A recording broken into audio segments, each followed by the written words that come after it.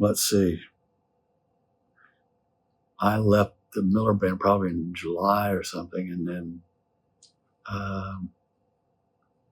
I happened to live across the street from Jann Wenner, Right. who we lived on Potrero Hill, and I was writing songs, and he and I became friends. Him and his wife Jane were my literally across the street friends, and we'd listen to music. Jann was just starting Rolling Stone magazine, and he was going to New York and entertaining. Record companies were all about Rolling Stone magazine at that time. Right. It was a time when San Francisco started spreading across the world with their influence. And anyway, I guess it was about October that I got Jann. I was playing my songs for Jann. Jann right. took a cassette with him and played it for Jerry and Wexler and Jerry, and they offered me a deal. And I think they were courting Jann a lot. They were like really creating ties with Rolling Stone magazine. And I think it might have been arranged at that time that if I wanted to, I was offered a recording contract, and Jann would be producer of that. And he was Jann did the things that a producer does. He helped me, inspired me to get some demos made, and we talked about a band where we might record. Jerry was very helpful in turning us on to a lot of the contemporary Atlantic records at that time were being made in Muscle Shoals, Alabama, and they were being made in Atlanta. They were being made in South Florida, and as a part of that, sort of taking all that in, it was arranged that I go to those studios and as a fly on the wall and check them out. Mm-hmm. At that time, I went to Muscle Shoals and saw it was the Rick Hall. It was before the musicians split up and went on their own. But I saw them in session, and I was really impressed with Rick Hall's thing in Muscle Shoals in particular. And I met the rhythm section and Duane Allman. Now, Duane, I heard an interview where you were talking about how Jann had to go to Duane Allman's, the Allman Brothers manager, I think, and talk him into letting.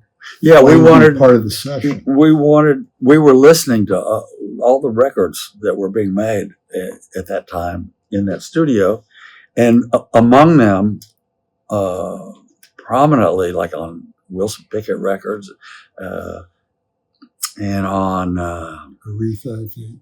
Aretha, wasn't she on it? Yeah, definitely. I'm trying to remember if Duane was on. I thought he was on those. He was, and that's where he got his nickname, Skydog Allman.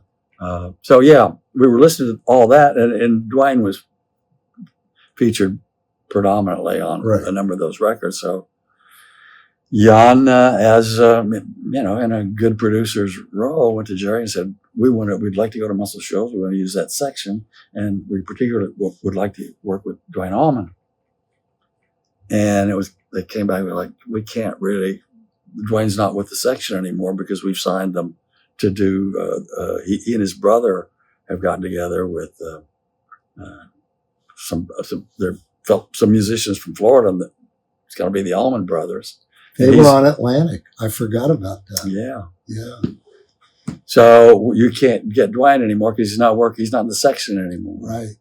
So Jann took it upon himself to find to go to the manager, the fellow who had a record company, and he was funding the putting together the Allman Brothers band, and he got permission for. He told Duane he met Duane and told him what was happening, and and arranged for Duane to. Oh, that was the head of Capricorn, huh? Yeah, that was Capricorn. Yeah, Phil Walden. Phil Walden. Uh-huh. Yeah, right. Phil and his brother, Okay. Walden. Yeah. And so they had known about me from my recordings, and Duane had spent a lot of time in California, and he knew players who were here and there. Anyway, he agreed to come out for the week of recording in Muscle Shoals, and it was very special because he had left the regular section maybe I'm guessing, let's say 6 months before, and it was a great reunion in a way, because when Duane came back to play with the section again, they were like really excited because they'd missed him, and everybody loved Duane Allman. He was the musicians. Yeah. He's a lovely guy and consummate musician. And it was an exciting week, made so to a great part by Duane's presence. He was able to, those guys, they couldn't have been more embracing in their, that's what they do.